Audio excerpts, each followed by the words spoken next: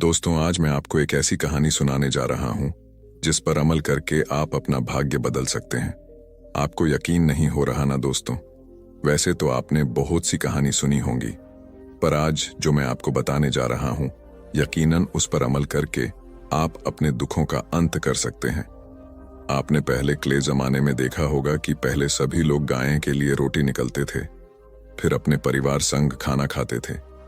पर अब पता नहीं ऐसा क्या हो गया है कि दोस्तों, किसी के पास इतना समय नहीं है कि वह किसी भी गाय के लिए खाने का कोई मौका निकले। और हाँ दोस्तों, अगर आपको हमारी कहानी पसंद आती है तो आप हमारे चैनल का सब्सक्रिप्शन भी ले सकते हैं। और अगर आपके पास कोई अच्छी कहानी हो तो आप हमें ईमेल के थ्रू बांट सकते हैं। हम आपकी वो कहानी औने चैनल के माध्यम से सबको दिखाएंगे और उस कहानी पर आपका नाम दर्शाएंगे। तो दोस्तों, देर नया करते हुए गाय को रोटी खिलाने के 7 फायदे के बारे में बताने जा रहा हूं।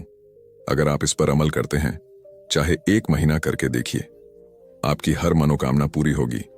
अगर कहानी आपको पसंद आए तो एक लाइक और शेयर के साथ सब्सक्राइब जरूर कर लेना। तो चलिए शुरू करते हैं। एक समय की बात है, एक खूबसूरत गांव में, जहां हर ओर हरियाली और खुशहाली फैली हुई थी, रहता था एक दयालु किसान नामक रमेश। रमेश गायों के प्रति अपनी दया भावना से प्रसिद्ध थे, विशेषतः उनकी प्यारी गाय गंगा के प्रति। गंगा सिर्फ एक गाय नहीं थी, बल्कि रमेश के लिए उसकी पारिवारिक और आर्थिक सुरक्षा का प्रतीक थी। हर सुबह रमेश बिना देर किए गाय के पास जाते और उसे ताजगी से भरी हरी घास खिलाते, साफ पानी पिलाते। इनका रिश्ता इतना मजबूत था कि गंगा अक्सर रमेश को देखकर प्रेम भरी मुंह करती थी। एक बार गांव में अकाल पड़ा।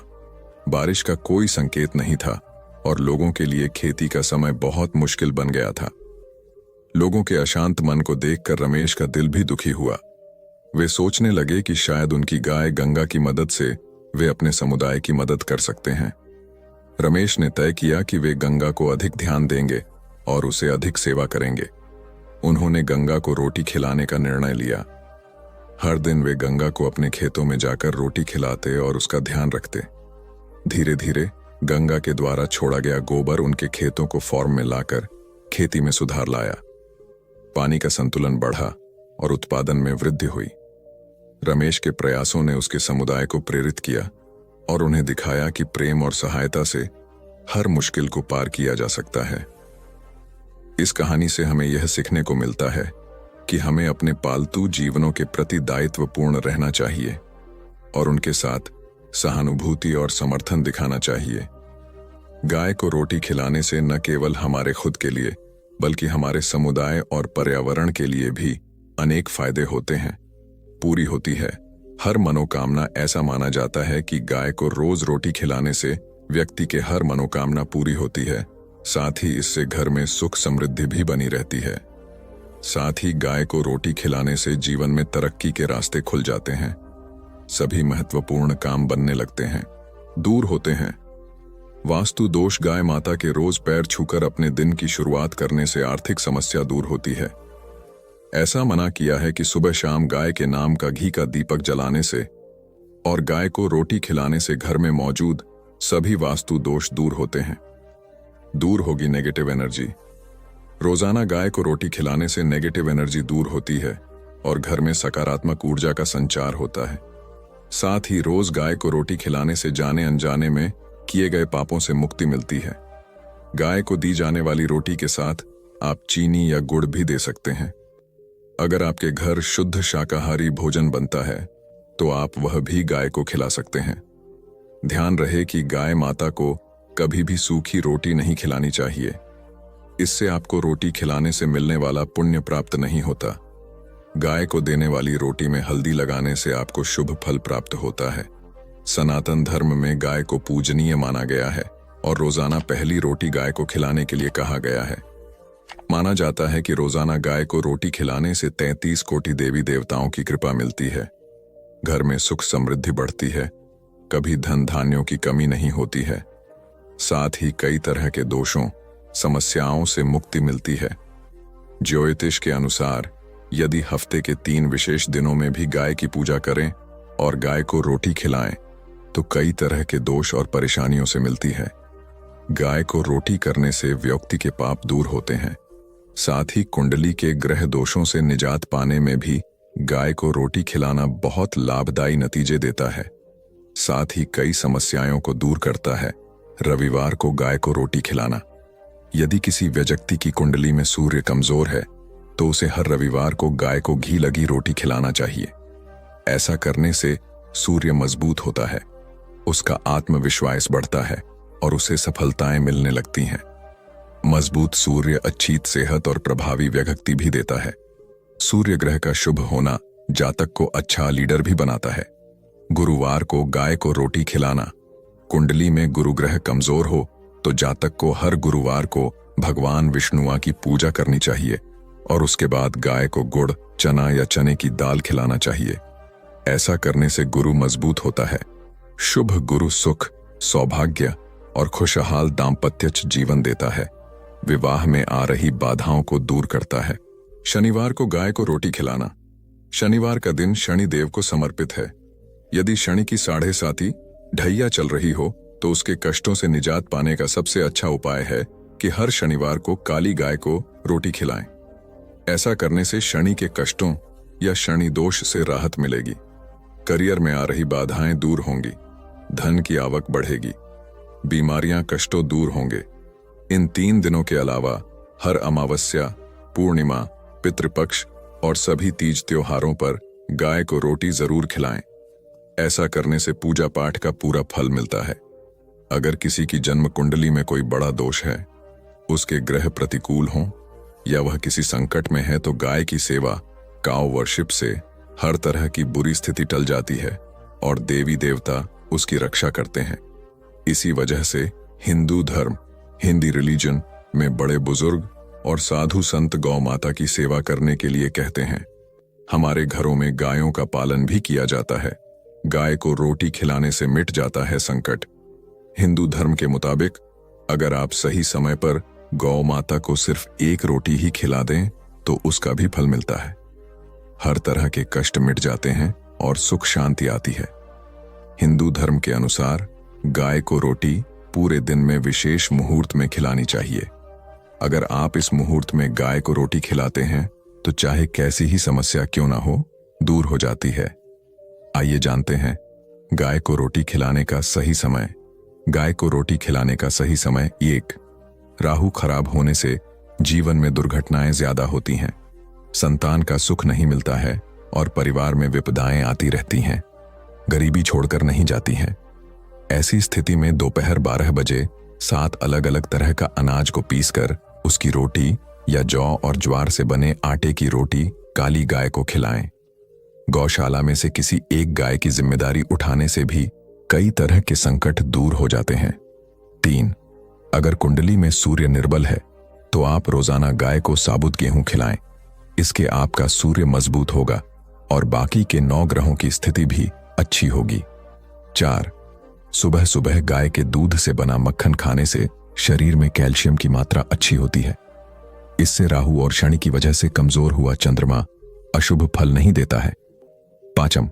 अगर आपका चंद्रमा कमजोर है तो रात को सोने से पहले गाय का गुनगुना दूध पिएं और सुबह गाय के दूध से बना मक्खन खाएं। 6. अगर गुरु की दशा खराब या कमजोर है तो गाय की सेवा और दर्शन से ही वह बलशाली हो जाता है। 7.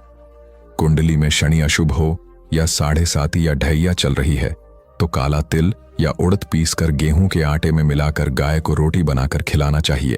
तो आज की हमारी दूसरी कहानी है यमराज और इंसान की। दोस्तों, ये कहानी ऐसी है कि आपको ज्ञान मिलेगा कि इस दुनिया के अलावा भी ऊपर हमें कोई देख रहा है। हमारे कर्म ही हमको स्वर्ग और नरक की तरफ धकेलते हैं। ये कहानी आपको जरूर सुननी चाहिए। तो चलिए शुरू करते हैं दोस्तों। हम लोगों को हमेशा लगता है कि पुण्य काम करने वालों को स्वर्ग की प्राप्ति होती है। स्वर्ग जाने का असली हकदार कौन है और वह कौन सा पाप है जिसे करने वाले इंसान को नरक जाने से कोई नहीं रोक सकता। आज एक पुरातन कहानी के माध्यम से हम आपको बताने का प्रयास करेंगे कि पूजा पाठ, दान धर्म, जप तप आदि प्रकार के लाखों पुण्य के काम करने के बाद भी कुछ इंसान नरक में ही क्यों जाते हैं, तथा अत्यधिक घोर पाप करने पर भी कुछ इंसान को स्वर्ग की प्राप्ति किस पुण्य के कारण मिलती है। ऐसा वह कौन सा पुण्य है जो इंसान के लाखों पापों का नाश करता है, और ऐसा वह कौन सा पाप है जो उसके पुण्य को नष्ट कर डालता है। एक समय की बात है, एक गांव में एक आदमी रहता था। उसे हर समय चिंता सताती रहती कि उसने अपनी जिंदगी में कौन से बुरे काम किए होंगे जो इतना कष्ट भुगतना पड़ रहा है। वह अपनी रोजमर्रा जिंदगी से परेशान हो गया था। एक दिन दुखी होकर एक वृक्ष के नीचे बैठा था। तभी उसका एक दोस्त वहां आता है और उससे उसकी उदासी का कारण पूछता है, तो वह अपने दोस्त से सब कह सुनाता है। तब उसका दोस्त कहता है, भाई तुम चिंता मत करो, गांव से कुछ दूर एक साधु अपने बसेरे में रहते हैं, तुम उनके पास जाओ। जो भी उनके पास जाता है उसकी समस्या दूर हो जाती है। तब वह आदमी कहता है कि भाई अगर ऐसा है तो मैं आज ही उनके पास जाऊंगा। फिर वह आदमी उस साधु से मिलने के लिए निकल पड़ता है। गांव से कुछ दूर चलने के बाद उसे एक बसेरा दिखता है। वह बसेरे में जाकर साधु को प्रणाम करता है और अपनी समस्या उन्हें बताता है। हे महात्मा, कुछ इंसान पाप करने पर भी स्वर्ग में क्यों जाते हैं और कुछ इंसान को पुण्य करने के बावजूद भी नरक में क्यों जाना पड़ता है? ऐसा वह कौन सा पाप है जो सभी पुण्य को नष्ट कर डालता है, और वह कौन सा पुण्य है जो समस्त पापों को भस्म कर डालता है? तब साधु मुस्कुराते हैं और कहते हैं, बेटे, आज तुमने संसार के कल्याण हेतु उत्तम प्रश्न किया है। इसी संदर्भ में आज मैं तुमको एक पुरातन कहानी सुनाता हूं, जिससे सुनकर तुमको तुम्हारे सभी प्रश्नों के उत्तर मिल जाएंगे। इसीलिए तुम इस कहानी को ध्यान से पूरा जरूर सुनना। वह आदमी कहता है, हे साधु, आपके मुख से इस कहानी को सुनना मेरा सौभाग्य है। मैं इस कहानी को ध्यान से पूरा अवश्य सुनूंगा और इसका प्रचार करूंगा। शायद इससे मेरे जिंदगी में कुछ प्रभाव पड़े। साधु कहते हैं, बेटे, पूर्व काल की बात है। मध्य देश के एक नगर में एक ही समय पर 4 व्यक्तियों की मौत एक ही साथ हुई थी। वे सभी लोग विचारों में अलग अलग और अलग अलग प्रदेश के रहने वाले थे। केवल संयोग से ही उन चारों का अंत एक ही समय पर हो गया था। एक ही समय पर यम के 2 दूत उन चारों को लेने के लिए आए थे। मरने वालों में एक तो किसी प्रदेश का साहूकार था, दूसरा बड़ा धनी व्यापारी था, तीसरा एक पूजा पाठ करने वाला ब्राह्मण था और मजदूर था, जो दिन भर मेहनत करके अपने परिवार का पालन पोषण करता था। और वे सभी मौत के पश्चात यमलोक में पहुंच जाते हैं। यमलोक पहुंचने पर वहां का दृश्य देखकर वे सभी भयभीत हो जाते हैं। उनका अंग अंग कांपने लगता है। यमलोक में विशाल काय आकार वाले धर्मराज सोने से बने सिंहासन पर विराजमान होते हैं। उनके पास चित्रगुप्त बैठे होते हैं, जिनके पास सभी प्राणियों का लेखा जोखा रखा हुआ है। यम के दूत न आत्मा को आगे धकेल रहे होते हैं। कुछ इंसान जोर जोर से विलाप कर रहे होते हैं, तो कुछ इंसान अत्यंत प्रसन्न होकर चल रहे होते हैं। स्वर्ग के द्वार से सुंदर प्रकाश दिखाई पड़ रहा होता है, तो वही नरक के द्वार से धधकती हुई अग्नि की ज्वाला दिखाई पड़ रही होती है। इस भयानक दृश्य को देखकर वे चारों एक दूसरे से बात करने लगते हैं और अपने अपने पाप के विषय में चर्चा कर रहे होते हैं।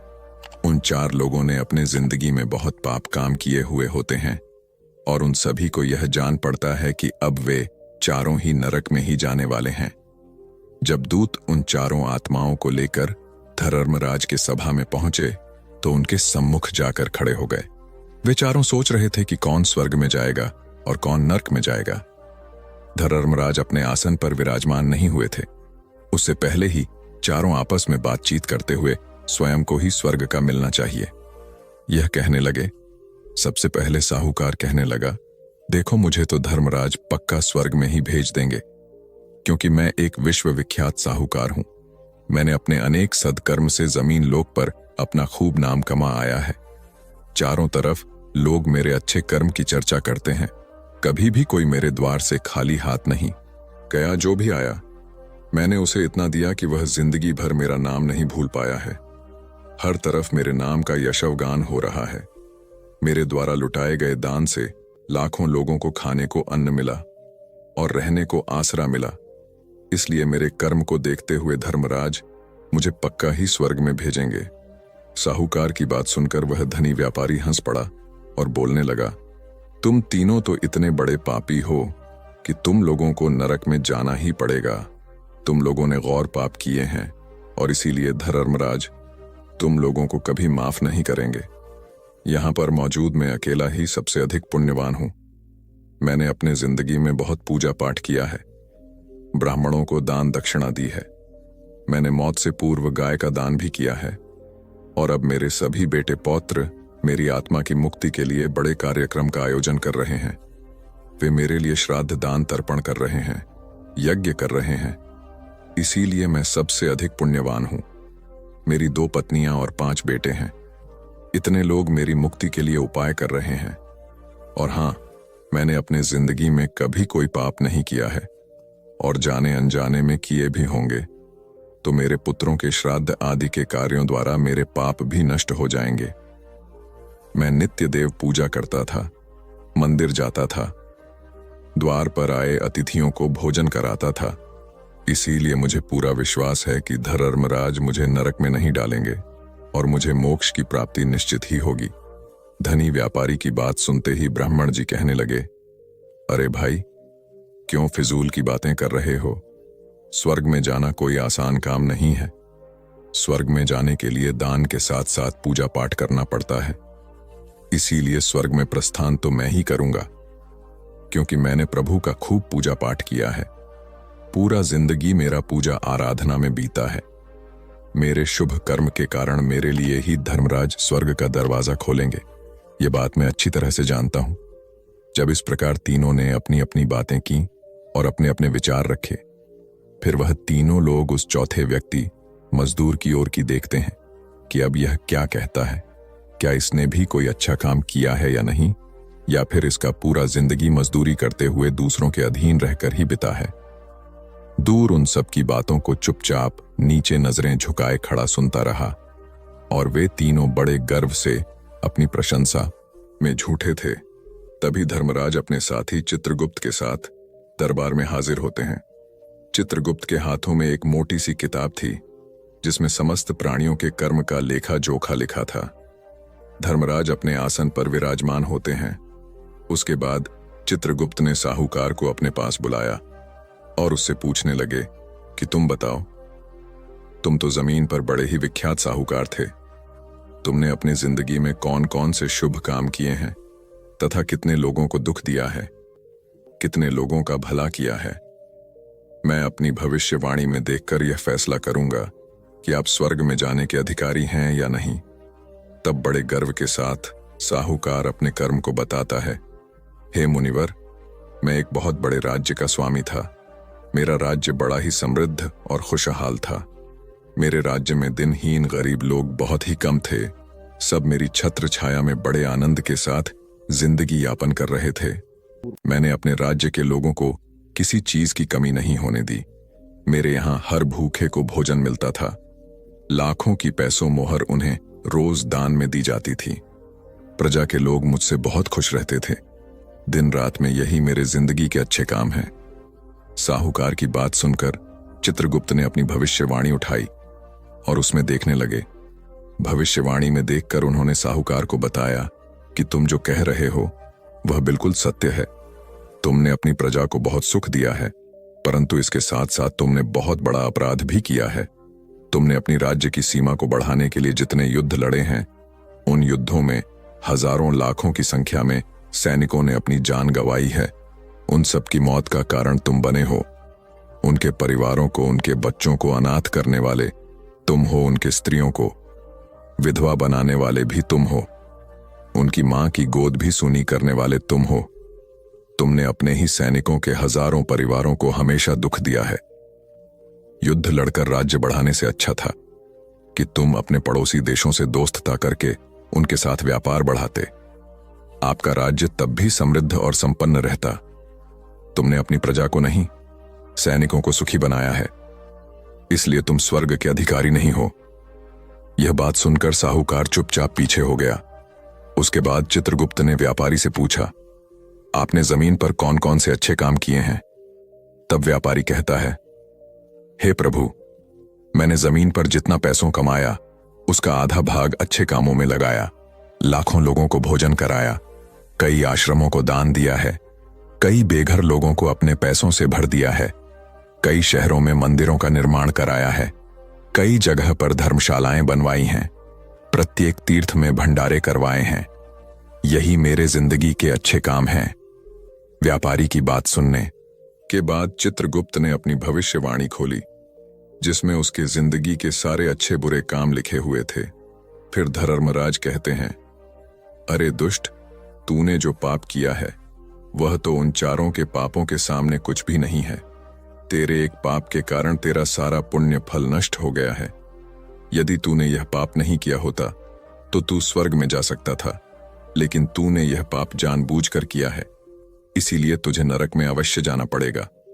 इतना सुनकर वह धनी व्यापारी बोलता है, हे धर्मराज, इन चारों ने जो भी पुण्य किए हैं वह तो मैंने भी किए हैं, बल्कि उनसे ज्यादा किए हैं। फिर भी मैंने ऐसा कौन सा पाप किया है जो मुझे नरक में भेजा जा रहा है? धर्मराज कहते हैं, हे याद कर, तूने उस अबला विधवा नारी पर गलत लांछन लगाया था कि उसने तेरे घर पर चोरी की है, और इसके साथ ही तूने उसके ऊपर कई अन्य गलत लांछन लगाए थे। उसे व्यभिचारिणी और वेश्या कहकर उसके चरित्र का हनन किया है, और साहूकार ने उसे सत्य समझकर उस अबला विधवा नारी को मौत दंड दे दिया था। इंसान ब्रह्म हत्या, चोरी, मदिरापान आदि प्रकार के घोर पापों से भी प्रायश्चित करके मुक्त हो सकता है, किंतु दूसरों पर गलत ला न लगाने पर कोई प्रायश्चित नहीं है। जो दूसरों पर गलत आरोप करता है, सत्य जानकर भी दूसरों को झूठ कहकर उनके पर दोष डालता है, वह तो सबसे बड़ा पापी है। उसके द्वारा किए गए सभी पुण्य नष्ट हो जाते हैं। इसीलिए तूने जितने भी पुण्य किए हैं वे सभी उस एक पाप के कारण नष्ट हो गए। तुमने जमीन पर जो दान धर्म किया है वह तुमने उस पैसे से किया है जिसको कमाने के लिए तुमने बहुत झूठ बोला है।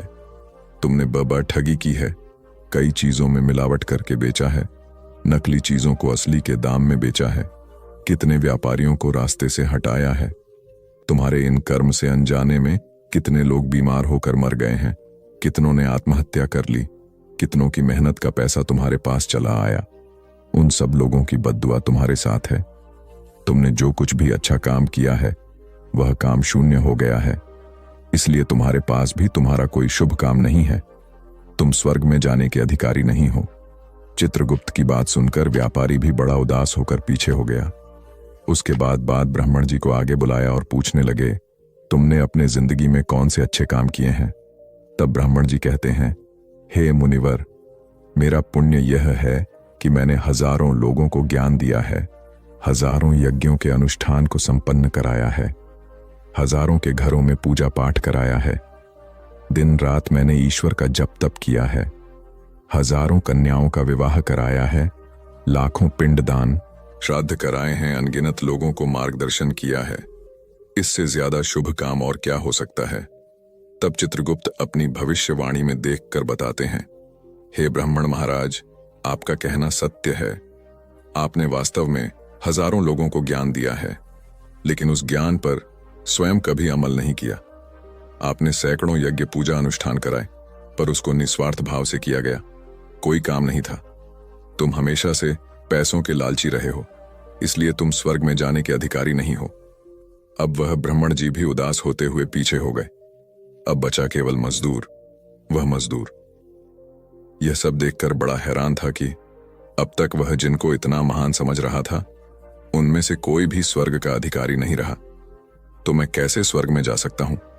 मुझे तो स्वर्ग की कल्पना भी नहीं करनी चाहिए, क्योंकि मैं तो कभी पूजा पाठ जब तब या दान करने के लायक भी नहीं था, तो शुभ काम कहां से करता? मैं तो मेहनत मजदूरी करके सारे जिंदगी अपने परिवार का भरण पोषण करता रहा। वह मजदूर यह सब बातें सोच ही रहा था। इतने में ही चित्रगुप्त ने उसे भी आवा लगा दी और उससे पूछा, किंतु वह मजदूर तो पहले से ही कहने लगा, प्रभु, मैंने जमीन पर एक गरीब के घर में जन्म लिया था। दान हवन पूजा पाठ करने के मैं लायक ही नहीं था, तो मैं शुभ काम कहां से करता? मैं तो अपने परिवार का पालन पोषण बड़ी मुश्किल से कर लेता था। मैं जानता हूं प्रभु कि मैं स्वर्ग में जाने का अधिकारी नहीं हूं।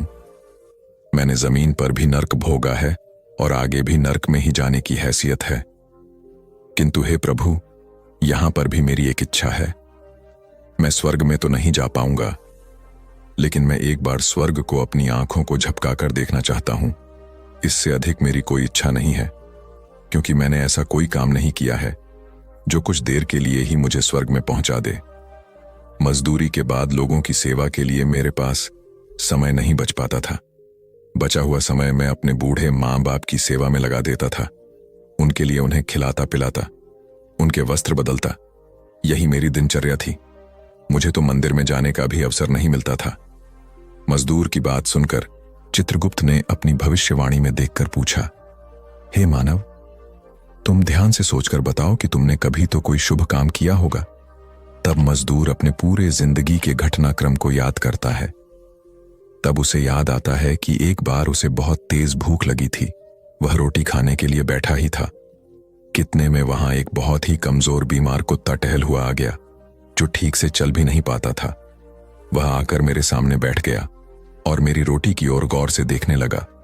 मैं समझ गया कि वह कुत्ता बहुत भूखा है। मेरे अंदर से आवाज आई कि बेजुबान जानवर को छोड़कर तू अकेला कैसे खा सकता है। मैंने वह रोटी स्वयं ना खाकर उस कुत्ते को खिला दी। उस दिन मैंने पूरे दिन भूखे पेट रहकर ही काम किया था। मजदूर की बात सुनाकर चित्रगुप्त मुस्कुराए और उसका हाथ पकड़कर बड़े सम्मान के साथ उसे स्वर्ग में लेकर गए और बोले, वास्तव में आप ही स्वर्ग में रहने के। दोस्तों, स्वर्ग में वही व्यक्ति जाता है जिसने निष्काम निस्वार्थ भाव से प्राणियों की सेवा की हो, भले ही उसने जिंदगी में एक पैसा भी दान न किया हो, पर वह जिस लायक था, अपनी सामर्थ्य के अनुसार उसने निस्वार्थ भाव से जो भी काम है वही उसकी मुक्ति का रास्ता तय करता है। तो दोस्तों, आशा करते हैं आपको यह कहानी अच्छी लगी होगी।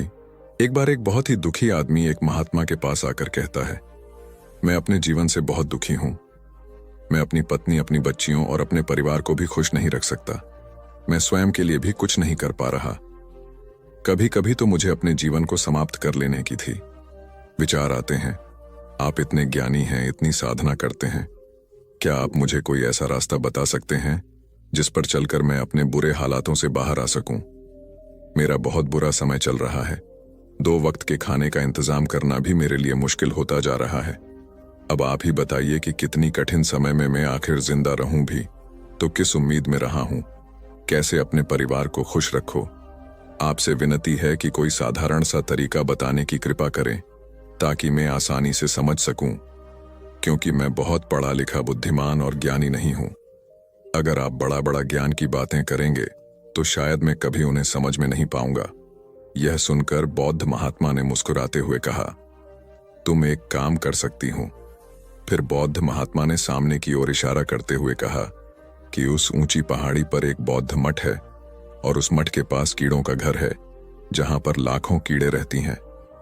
तुम्हें सुनने में बड़ा अजीब लगेगा, लेकिन वह कीड़े उस मठ की जमीन को बहुत खराब कर देती है। आसपास की मिट्टी की उपजाऊ क्षमता को खत्म कर देती है, जिस वजह से वहां आसपास कोई भी या घास पनप नहीं पाते हैं। तुम पहले मेरा एक काम करो, उसके बाद मैं तुम्हें तुम्हारे सारे सवालों का जवाब दूंगा। तुम अगले 7 दिनों तक रोज उस पहाड़ी पर जाओ और उन कीड़ों के घर को तहस नहस कर तो उसे तोड़ दो। जब भी तुम्हें मठ के आसपास कीड़ों का कोई घर दिखे तो उसे उसी समय तहस नहस कर दो। लेकिन याद रहे, घर को तोड़ने के दौरान कोई भी कीड़े नहीं होने चाहिए। बौद्ध महात्मा की इन बातों को समझने का प्रयास करते हुए वह आदमी वहां से चला गया। शायद उसे कुछ समझ नहीं आ रहा था कि बौद्ध महात्मा उसे ऐसा क्यों करवा रही हैं। वह मन ही मन सोचता जा रहा था कि बौद्ध महात्मा तो उन कीड़ों पर अन्याय कर रहे हैं, उनका घर तोड़वा रहे हैं, उनका नुकसान करवा रहे हैं। आखिर कौन महात्मा ऐसा एक ही स्थान पर पड़े रहते हैं और दूसरों के मार्ग में बाधक बनते रहते हैं। को मानते हुए इस घटना की सीख यह है कि दूसरों के रास्ते में रोड़े अटकाने वाले खुद कभी आगे नहीं बढ़ पाते, तो उसने देखा कि परंतु जो दूसरों को सद्भाव और स्नेह देता है वह स्वयं भी आगे बढ़ जाता है। से चल रहे हैं। बुद्ध ऐसे ही विचारों में मग्न थे कि तभी उन्होंने ग्रामीणों की एक भीड़ को अपनी ओर आते देखा। बड़ा शोर था और लोग किसी युवती के प्रति अपशब्द बोल रहे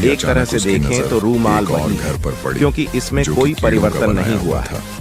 मतलब दूसरी कि उस दृष्टि घर से को उन्हीं देखें तो कीड़ों ने पहले बनाया इसमें था। 5 गांठ और नहीं अब वो लगी कीड़े थीं, नए घर अतः में यह वास कर चुकी रूमाल थीं। पहले जैसा नहीं यह रहा। नया घर उनके और जहाँ पुराने तक घर इसकी से मूल थोड़ी ही दूरी प्रकृति पर का था। प्रश्न है, जब उस वह आदमी की अपरिवर्तित नजर है। उस घर इस पर रूमाल पड़ी, का केवल तो बाह्य उसने रूप सोचा ही कि बदला शायद है, महात्मा को इसका पता था पदार्थ कि और यह इसकी कीड़े मात्रा घर वही टूटने है। के बाद तुम मठ के सही कहते हो आसपास ही दूसरा घर बना शारिपुत्र, लेंगी। बुद्ध ने कहा। इसीलिए उन्होंने मुझे अब मैं 7 इन दिनों गांठों तक को खोल लगातार देता आने हूं। के लिए कहा था, और यह सोचकर वह उन सीढ़ियों का नया घर तोड़ने पहुंचाता है। जब वहां पहुंचा तो कीड़े उसी तरह अपने काम में लगी हुई थीं। वह अपने लिए खाना इकट्ठा कर रहे थे और अपने नए घर में जमा कर रही थी। जब पुराना घर टूटा था, वहां भी अनाज के बचे हुए थी, तो वह कीड़े वहां से भी अनाज की कमी इकट्ठा करके अपने नए घर में ला रही थी।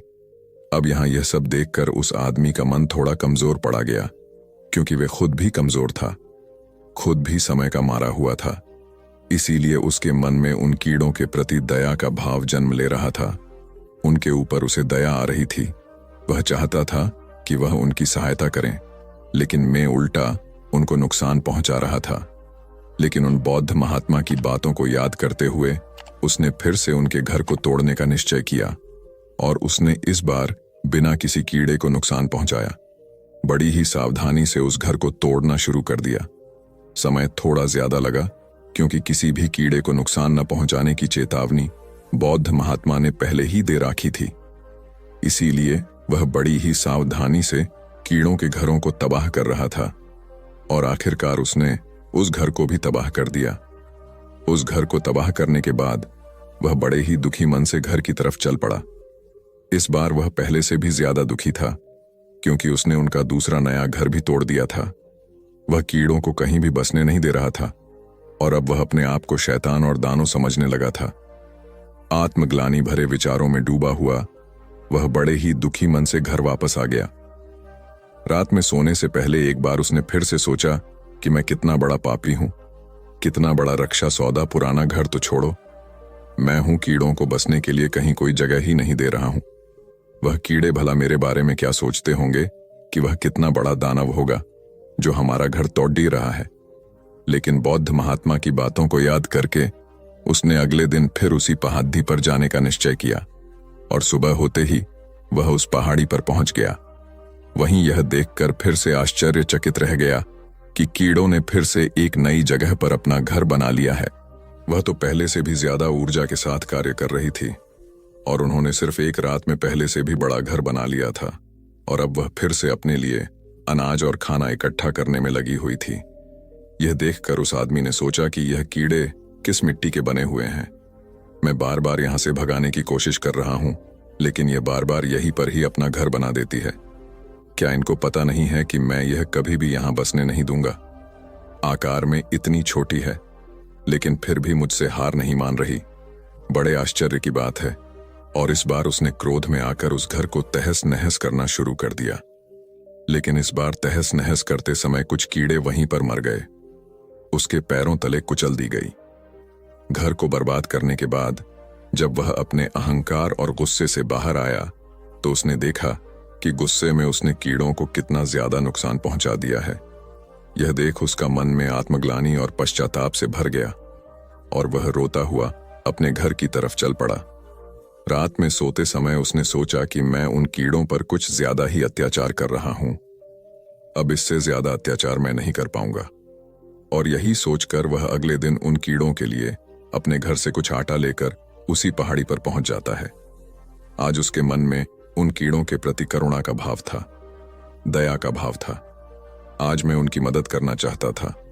और जब वह उसी स्थान पर पहुंचा तो देखा कि कीड़े फिर से अपने नए घर को बनाने में जुटी हुई थी। उसने बड़े ही दया भाव के साथ कीड़ों को अपने घर से लाया हुआ आटा खिलाया।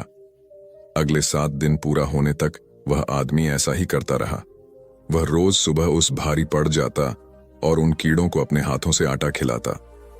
7 दिन पूरे होने के बाद वह आदमी उन बौद्ध महात्मा के पास जाकर हाथ जोड़कर कहता है कि है महात्मा जी, मुझे माफ कर देना। मैंने उन कीड़ों का घर तबाह करने की बहुत कोशिश की। मैंने उनका घर तोड़ा भी एक बार नहीं, 4 बार मैंने उनका घर तबाह किया, लेकिन उसके बाद मैं हिम्मत नहीं कर पाए, उनके घर को नहीं तोड़ पाया। मैं जानता हूं कि मैंने आपका कार्य पूरा नहीं किया और इस वजह से आप मुझे वह तरीका भी नहीं बताएंगे जो मुझे मेरे बुरे समय से बाहर निकाल सकता था। लेकिन मुझे इसका कोई दुख नहीं है क्योंकि मुझे लगता है कि मैंने जो किया एकदम सही किया। इसीलिए मैं आपसे आज्ञा लेकर वापस आ रहा हूं। कृपया मुझे अपने घर जाने की आज्ञा दीजिए। उस आदमी की यह बात सुनकर बौद्ध महात्मा ने मुस्कुराते हुए कहा कि ठहरो, कहां जा रहे हो, जलपान तो करते जाओ। और यह कहकर बौद्ध महात्मा उस आदमी के लिए पानी और थोड़ा खाने के लिए लेकर आते हैं। जलपान कराने के बाद बौद्ध महात्मा उस आदमी से पूछते हैं कि तुम मुझे बताओ, आखिर तुम उन कीड़ों का घर तबाह ही नहीं कर सके। वो कीड़े तो छोटे थे और तुम उनके सामने इतनी विशालकाय थे, फिर भी तुम उन छोटी छोटी कीड़ों का घर तबाह नहीं कर पाए। कहां है तुम्हारी शक्ति? हम तुम्हारा बाहुबल इस प्रश्न का उत्तर देते हुए पूछना चाहेंगे। उस आदमी ने कहा कि है महात्मा, मैंने उन कीड़ों का घर तबाह कर दिया था, बार बार किया था। एक बार तो क्रोध में आकर मैंने उन कीड़ों को भी चोट पहुंचा दी थी, लेकिन जिस दिन मैंने उनको चोट पहुंचाई उसी दिन मुझे लगा कि आखिर में इन बेजुबानों को क्यों नुकसान पहुंचा रहा हूं, क्यों इतनी क्षति पहुंचा रहा हूं। और उसी दिन से मैंने उनको नुकसान पहुंचाने की बजाय उनकी मदद करनी शुरू कर दी। यह सुनकर उन बौद्ध महात्मा ने कहा कि यही तो सीखने की बात है। एक छोटी सी चींटी हमें जीवन का बहुत बड़ा संदेश दे जाती है। मैंने तुम्हें उन कीड़ों का घर तबाह करने के लिए नहीं भेजा था, मैंने तुम्हें भेजा था ताकि तुम उन कीड़ों से कुछ सीख ले सको। तो तुम्हें क्या सीखने को मिला, क्या तुम मुझे बता सकते हो? यह सुनकर उस आदमी ने पूरी घटना बौद्ध महात्मा को सुन दी। पूरी घटना को ध्यान से सुनने के बाद बौद्ध महात्मा मुस्कुराते हुए कहा कि पहली सीख जो तुम उन कीड़ों से सीखी वह यह है कि कितनी ही बार तुमने उनके घर को तोड़ने की कोशिश की, कितनी ही बार प्रयास किया कि उनके घर तबाह हो जाएं, लेकिन वो हर बार अपना नया घर बना ली थी। उन्होंने कभी भी हार नहीं मानी। अगर वह हार मान लेते तो वह कीड़े तुम्हें उस जगह पर दोबारा नहीं मिलते। जीवन कार्यशीलता का नाम है, लेकिन हम मनुष्य एक तो बार सफलता मिलने पर ही टूट जाते हैं, हार मान लेते हैं और फिर प्रयास करना ही बंद कर देते हैं। यहां तक कि कुछ लोग तो अपनी जिंदगी को खत्म करने पर ही उतारू हो जाते हैं। लेकिन जानवरों में तुमने एक बार देखी होगी कि वह अपना जीवन में कुछ से कभी खत्म कर ही नहीं सकता है। तुमने कभी नहीं सुना होगा कि किसी जानवर ने आत्महत्या कर ली, चाहे वह जानवर कितना भी फूंका क्यों उन्हें हो, कितना ही दुखी क्यों ना हो, लेकिन वो अपने जीवन के लिए हमेशा संघर्ष करता रहता है। इसके विपरीत कुछ लोग एक दो बार हताश होने की बाद ही अपना जीवन खत्म करने की कोशिश करने लगते हैं। जीवन तो कर्मशीलता है, कर्म करते रहने का नाम है। जीवन के पश्चात मृत्यु आखिरी विश्राम है और हम विश्राम हैं। इसीलिए मृत्यु से पहले कम करना कभी मत छोड़ना, क्योंकि मृत्यु के पश्चात तो तुम परम विश्राम में चले जाओ। तो उससे पहले अपना कर्म करना छोड़ रहे हो, क्यों दुखी हो रहे हो? अगर तुम्हारा एक घर टूट गया है तो दूसरा घर बनाने का प्रयास करो, कोशिश करते रहो, क्योंकि कोशिश करने वालों की कभी हार नहीं होती। यह तुम उन नन्हे कीड़ों सीख चुके हो। वो कीड़े देखने में तुमसे कितने छोटे हैं, लेकिन उनका मन तुम्हारे मन से इतना मजबूत है, इतना विशाल है, इतना दृढ़ संकल्पित है कि इतनी बार घर टूटने पर भी उन्होंने कभी हार नहीं मानी।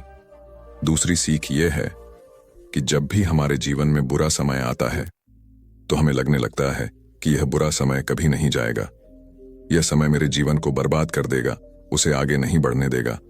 और अपने इन्हीं ख्यालों से, इन्हीं विचारों से, जिसका असली है में कोई भी अस्तित्व नहीं है, वो सिर्फ एक नकारात्मक विचार है। और यही विचार हमारे मन को दुखी रखने लगता है और इसीलिए फिर हम प्रयास करना भी छोड़ देते हैं। लेकिन तुम खुद सोचो कि बार बार प्रकृति हमें नुकसान पहुंचाएगी, क्षति पहुंचाई थी, लेकिन कब तक पहुंचाएगी? यदि हम बार बार उठ के फिर से नया प्रयास करते रहेंगे तो प्रकृति हमारे सामने घुटने टेक देती है और वह भी एक दिन हमारे ऊपर मेहरबान हो जाएगी, दयावान हो जाएगी और वह हमें वो सब कुछ देने लगेगी जिसकी हमने कभी कामना की थी। तुमने स्वयं देखा कि तुम उन कीड़ों को तबाह करने के लिए पहुंचे थे, लेकिन बाद में तुम्हें उन कीड़ों को अनाज और आटा देने लगे। उन कीड़ों पर दयावान हो गए क्योंकि तुमने देखा कि वह कीड़े हार ही नहीं मान रही है। इसी तरह अगर तुम भी अपने जीवन में कभी हार नहीं मानोगे तो एक ना एक दिन यह प्रकृति तुम्हें वह सब कुछ देगी जो तुम अपने जीवन में पाना चाहते थे। इसीलिए की सीख हमेशा याद रखना, पहली कि जीवन कर्मशीलता का नाम है और दूसरी कि एक न एक दिन प्रकृति तुम्हें तुम्हारे अच्छे कर्मों का फल जरूर देगी। दोस्तों, उम्मीद है कि आपको यह वीडियो पसंद आई होगी। अगर वीडियो पसंद आई तो वीडियो को लाइक और चैनल को सब्सक्राइब जरूर करें। धन्यवाद। राज्य में रण बड़ी सुखी थी क्योंकि वह प्रत्येक वर्ग के हितों को ध्यान में रखकर काम करता था। जब राजा वृद्ध हुआ तो उसे योग्य उत्तराधिकारी को चिंता सताने लगी, क्योंकि उसे लगता कि योग्य उत्तराधिकारी के बिना सुव्यवस्था अव्यवस्था में बदल जाएगी और प्रजा की परेशानी बढ़ जाएगी। हालांकि राजा का एक बेटा था, किंतु वह अत्यधिक आलसी और कर्महीन था। वह स्वयं को मालिक समझता और शेष सभी को अपना गुलाम। यह अहंकार उसके आचरण में सदैव झलकता था। राजा उसे सुधारने के उद्देश्य से बुद्ध के आश्रम में छोड़ आया। बुद्ध ने अगले ही दिन राजकुमार को आदेश दिया, वत्स, यहाँ से 5 कोस पर एक जंगल है, तुम वहां जाकर फूलों के कुछ पौधे ले आओ और उन्हें आश्रम के अहाते में लगा दो। यह सुनते ही राजकुमार को बड़ा क्रोध आया, क्योंकि उसने तो आदेश देना ही सीखा था। चूंकि उसके पिता ने बुद्ध को बात मानने को कहा था, इसलिए वह मन मारकर जंगल गया और फूलों के पौधे लाकर आश्रम में लगा दिए। राजकुमार ने उन्हें सींचा और जानवरों से बचाने के लिए उनकी रात दिन रखवाली की। कुछ महीनों में सारा आश्रम भांति भांति के सुंदर फूलों से खिल उठा। राजकुमार अपनी मेहनत का ऐसा फल देखकर बहुत प्रसन्न हुआ। बुद्ध ने उसे शाबाशी देते हुए समझाया, वत्स, याद रखो, जो सोता है उसका भाग्य भी सो जाता है, और जो चलता है उसका भाग्य निरंतर उसके साथ चलता है। अब राजकुमार कर्मठ बन चुका था। राजा को अपना योग्य उत्तराधिकारी मिल गया था। कर्म सफलता की कुंजी है, अतः सदैव कर्मरत रहना चाहिए। एक दिन एक शिक्षित युवक बुद्ध के पास आया। उसने बुद्ध को प्रणाम कर अपनी जिज्ञासा रखी, गुरुजी, आप ईश्वर की बात करते हैं, क्या आपने ईश्वर के दर्शन किए हैं जो आप साधिकार इस विषय पर इतना कुछ कह पाते हैं? बुद्ध ने कुछ नहीं कहा और स्नेहपूर्वक उसके सिर पर हाथ फेर दिया। युवक ने समझा कि बुद्ध के पास मेरे प्रश्न का उत्तर नहीं है। फिर उन्होंने कहा, आओ हम कुछ देर यहाँ के बगीचे में घूमें। बगीचे में गुलाब और रजनीगंधा के सुगंधित फूल लगे थे। युवक बोला, गुरुजी, इन फूलों की सुगंध से सारा वातावरण महक रहा है। बुद्ध ने कहा, वत्स, तुम ठीक कहते हो, किंतु एक बात बताओ कि यह सुगंध तुम्हें दिखाई दे रही है? युवक बोला, जी नहीं, सुगंध तो अनुभव की जाती है। तब बुद्ध ने कहा, बस यही तुम्हारे प्रश्न का उत्तर है। तुम्हारे शरीर में जब कभी कहीं चोट लगती है तो दर्द होता है। क्या इस दर्द को तुम देख सकते हो? युवक बोला, नहीं, वह भी अनुभूत ही होता है। बुद्ध ने अंतिम रूप से युवक का समाधान करते हुए कहा, आत्मा और परमात्मा के साथ भी यही बात है। आत्मा को परमात्मा की अनुभूति के द्वारा उसका साक्षात्कार होता है, न कि स्थूल नेत्रों से। युवक अब पूर्णतः संतुष्ट था। बुद्ध का आभार मानते हुए वह चला गया। परमात्मा सदैव अनुभूति के स्तर पर ही घटता है, और यह घटना तब होती है जब मन पूर्णतः निर्लिप्त तथा संभव को प्राप्त हो चुका हो। महात्मा बुद्ध नदी के किनारे एकांत में अपनी कुटिया में रहते थे। उन्होंने कुटिया के चारों ओर हरे भरे वृक्ष लगा रखे थे, जिन पर सुबह शाम पक्षियों का कलरव गूंजता रहता था। प्रकृति का यह मधुर सानिध्य महात्मा बुद्ध को सदैव आनंदित रखता था।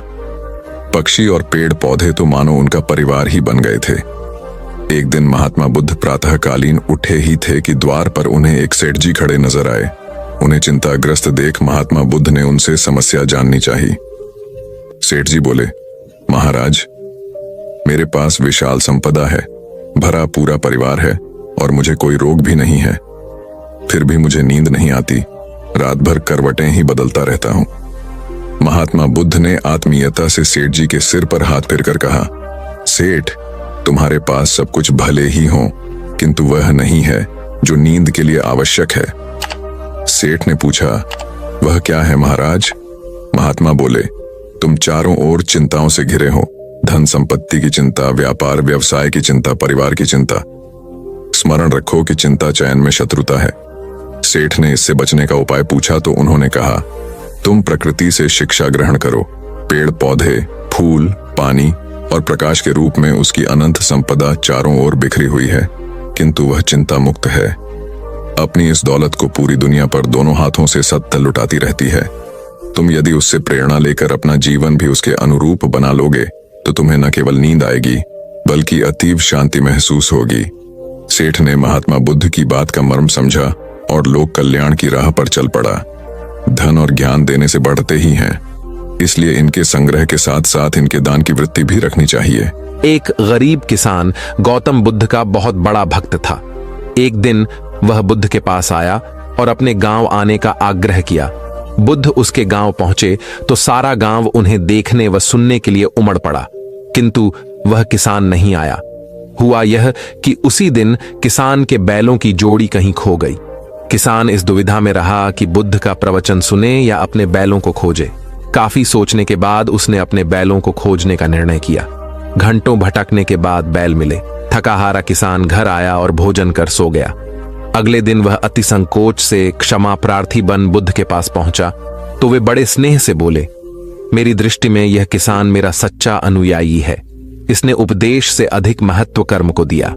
यदि यह कल बैलों को न ढूंढते हुए उपदेश सुनता तो मेरी बातें इसकी समझ में नहीं आती, क्योंकि मन बैलों में अटका रहता। इसने कर्म को महत्व देकर प्रशंसनीय काम किया। सार यह है कि हम जहां जिस भूमिका में हों उसका ईमानदारी से निर्वाह करें, यही सच्ची आध्यात्मिकता है, क्योंकि प्रत्येक धर्म कर्म को ही सर्वोपरि महत्व देता है। गौतम बुद्ध को उनके अनुयायी यदि स्नेह से कहीं बुलाते तो वे अवश्य जाते। फिर जब बुद्ध पहुंचते तो श्रोताओं की भारी भीड़ उमड़ पड़ती। बुद्ध के वचनों में जो अमृतत्व होता था उसका पान करना सभी को प्रीतिकर लगता था। उनके उपदेशों में ऐसा कुछ अवश्य होता था जिससे गंभीर समस्याएं सुलझ जाती और कुछ न कुछ सार्थक भी प्राप्त हो। सार यह है कि हम जहां जिस भूमिका में हो उसका ईमानदारी से निर्वाह करें, यही सच्ची आध्यात्मिकता है, क्योंकि प्रत्येक धर्म कर्म को ही सर्वोपरि महत्व देता है। गौतम बुद्ध के पास उनका प्रिय शिष्य पूर्ण पहुंचा। बुद्ध ध्यानावस्था में बैठे थे। पूर्ण के पहुंचने पर उन्होंने आंखें थोड़ी सी खोली और पूर्ण से आने का कारण पूछा तो उसने कहा, मैं धर्म प्रचार के लिए जाना चाहता हूं, आपकी आज्ञा चाहिए। बुद्ध मुस्कुराए और कहा, पूर्ण, धर्म की राह बहुत मुश्किल है। तुम लोगों को अच्छी बातें बताने जाओगे और लोग तुम पर नाराज होंगे। हो सकता है कि अपशब्द भी कहे। इस पर पूर्ण ने कहा, कोई बात नहीं, मैं यह सोचकर उनकी बातों पर ध्यान नहीं दूंगा कि उन्होंने अपशब्द ही कहे, पिटाई तो नहीं की। बुद्ध बोले, हो सकता है कि कुछ लोग हाथ उठा दें। पूर्ण ने कहा, तब मैं यह सोचकर उन्हें क्षमा कर दूंगा कि उन्होंने मुझ पर शस्त्रों से प्रहार तो नहीं किया। बुद्ध फिर बोले, हे पूर्ण, हो सकता है कि कुछ लोग तुम पर शस्त्रों का भी उपयोग करें। पूर्ण ने उत्तर दिया, तब मैं यह सोचकर उनके प्रति कोई प्रतिकार की भावना नहीं रखूंगा कि उन्होंने मुझे मारा, पर जान से तो नहीं मार डाला, मुझे जीवित छोड़ दिया। बुद्ध ने फिर कहा, और यदि तुम्हारे प्राण ही ले लिए तब? पूर्ण ने तत्क्षण सिर झुकाकर कहा, तब मैं उनका आभारी रहूंगा कि उन्होंने धर्म के मार्ग पर मेरे प्राणों का उत्सर्ग करने में मेरी सहायता की। मैं उनके प्रति कृतज्ञ रहूंगा। तब बुद्ध ने आंखें खोली और आशीर्वाद देकर अनुमति दी तथा पूर्ण से कहा, अब तुम धर्म प्रचार करने के पात्र हो। जो किसी में भी कोई दोष न देखे वही सच्चा है। अच्छाई के मार्ग पर चलना बहुत मुश्किल काम है। जो इस राह पर चलता है उसके मार्ग में अनेक बाधाएं आती हैं, लेकिन जो व्यक्ति किसी में भी दोष न देखे वही बाधाओं को सहजता से पार कर अपने लक्ष्य को पूरा कर पाता है। एक बार गौतम बुद्ध जब वन से गुजर रहे थे तब एक राक्षसी हाथ में तलवार लेकर प्रकट हुई और कहा, अरे बुद्ध, आज तुम्हारे प्रेम को मेरी घृणा के सामने झुकना ही पड़ेगा। आज तुम्हारे जीवन का अंतिम दिन है। बुद्ध ने मुस्कुराते हुए उत्तर दिया, मैं घृणा, उपहास और द्वेष के आगे नतमस्तक नहीं होऊंगा। मैं निंदा, प्रशंसा अथवा उपहास किसी से भी प्रभावित नहीं होता। तुम मुझसे इतनी घृणा करती हो, पर मैं तो तुमसे भी प्रेम करता हूं। राक्षसी ने पूछा, तुम मुझसे प्रेम क्यों करते हो? बुद्ध बोले, मैं तुम्हें मां का रूप देख रहा हूं और मां तो प्रेम का रूप होती है, उसमें हिंसा हो ही नहीं सकती। इतना सुनते ही राक्षसी के हाथ से तलवार गिर पड़ी। हे बुद्ध, तुम धन्य हो।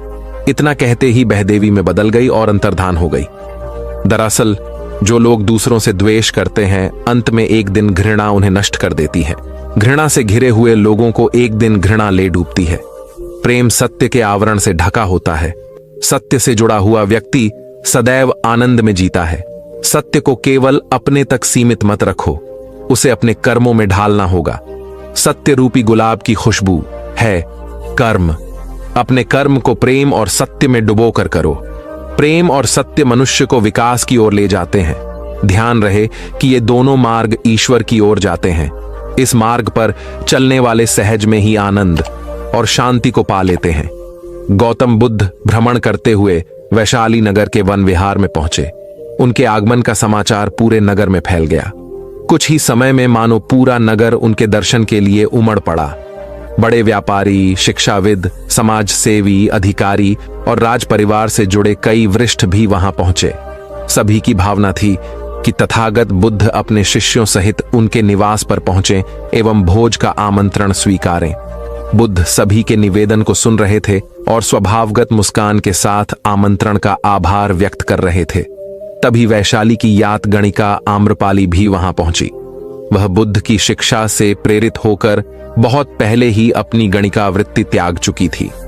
उसने भी बुद्ध को भोजन का आमंत्रण दिया। बुद्ध ने तत्काल उसे स्वीकार किया और अगले दिन भिक्षुओं सहित उसके घर आने की सहमति दे दी। बुद्ध के एक शिष्य को यह बात अच्छी नहीं लगी कि इतने सारे वरिष्ठों के निवेदन के बावजूद बुद्ध ने आम्रपाली का आमंत्रण स्वीकारा। शिष्य की दृष्टि में आम्रपाली गणिका होने से घृणित कर्म से जुड़ी रही थी। जब सभी लोग चले गए तब शिष्य ने पूछा, भगवान, इतने लोगों ने आपको न्योता दिया, फिर आपने आम्रपाली का ही आमंत्रण क्यों स्वीकारा? बुद्ध ने कहा, माना वह गणिका थी, लेकिन पश्चाताप की अग्नि में तपकर वह निर्मल हो चुकी है।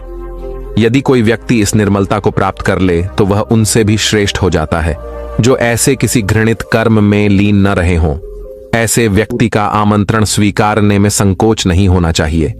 कोई व्यक्ति जब तक बुरे कामों में संलग्न रहता है तब तक उससे दूरी रहे तो ठीक है, लेकिन जो बुरे कामों को छोड़ दे उसे स्वीकार करने में संकोच नहीं करना चाहिए।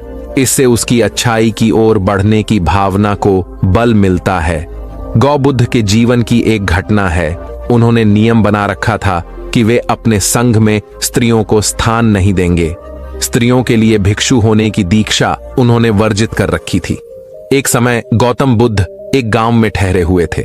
वहां महाप्रजापति गौतमी उनके पास पहुंची। उन्होंने बुद्ध से कहा, आप स्त्रियों को भी दीक्षा दें, किंतु बुद्ध ने अस्वीकार कर दिया।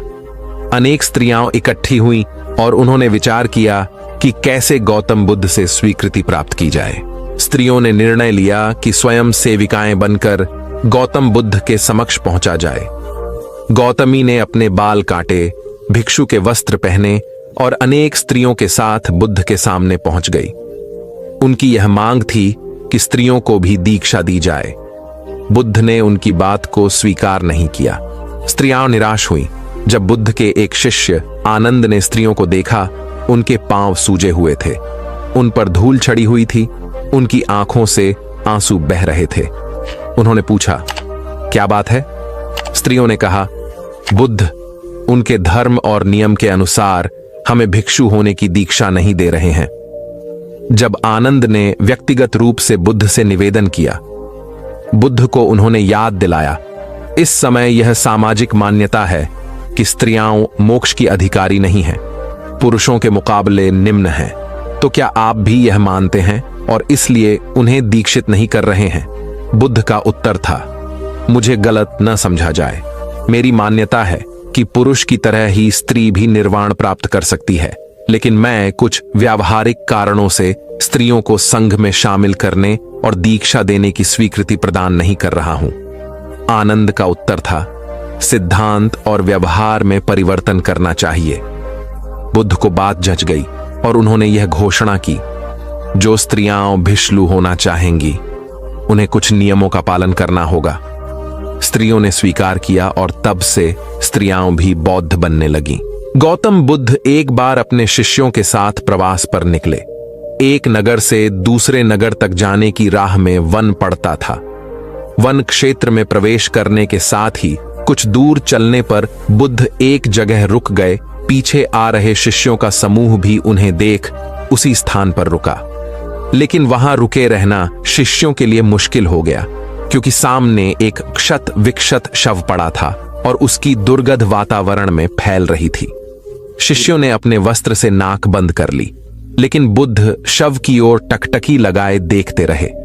एक शिष्य ने साहस कर विनम्रता पूर्वक गौतम बुद्ध से अनुरोध किया, भगवान, यहां से शीघ्र चलना ही उचित होगा। यहां शव पड़ा है और बहुत दुर्गंध आ रही है। बुद्ध मुस्कुराए और शिष्यों की ओर उन्मुख होते हुए बोले, बताइए, इस सब में सौंदर्य दिखाई देता है? शिष्यों ने कहा, भगवान, यह कैसा प्रश्न है? सौंदर्य और शव में? जीवन था तब तक सौंदर्य, अब तो सब समाप्त हो गया। बुद्ध ने शव की ओर इशारा करके बताया, देखो, जब कभी यह व्यक्ति जीवित रहा होगा, इसकी दंत पंक्तियां अद्वितीय रही होंगी। मृत्यु के बाद भी इसके दंत देखकर यही साबित होता है। वहां खड़े सभी शिष्यों ने दृष्टि डाली तो पाया बुद्ध सही कह रहे थे। तब शिष्यों को भान हुआ कि शव में भी अच्छाई हो सकती है। दरअसल सौंदर्य निर्जीव में भी नजर आ सकता है। केवल शर्त यह है कि दृष्टि बुद्ध के समान बुराई में भी अच्छाई देखने वाली होनी चाहिए। गुलाब की एक शाखा में फूल की तुलना में कांटे ही अधिक होते हैं, पर हम फूल चुनते हैं, कांटे नहीं। ठीक इसी तरह किसी में 100 बुराइयां नहीं, अच्छाई देखनी चाहिए। प्राचीन सियालकोट में एक बार बौद्धों का बहुत बड़ा भिक्षु संघ आया। इस संघ को एक ऐसे वेद पाठी ब्राह्मण के विषय में झांत हुआ जो इतना रूढ़िवादी था कि किसी अवैदिक पंडित की छाया भी स्वयं पर नहीं पड़ने देता था। उसे सुधारने का बीड़ा एक भिक्षु ने उठाया। अगले दिन वह अपना भिक्षा पात्र लेकर ब्राह्मण के घर पहुंच गया और पूछा, कुछ आहार पानी की सुविधा है? उसकी बात सुनकर घर के सभी लोग मौन रहे और उसकी ओर घृणा की दृष्टि से देखा। भिक्षु लौट आया। दूसरे दिन फिर गया और वही प्रश्न दोहराया। इस बार भी उसे चुप्पी और तिरस्कार का सामना करना पड़ा। वह पुनः लौट गया। एक दिन जब वह ब्राह्मण के घर पहुंचा तो ब्राह्मण वहां नहीं था। नित्य आने जाने से ब्राह्मणी का मन पसीज गया। वह बोली, मैं तो तुम्हें आहार पानी दे दूं, किंतु पंडित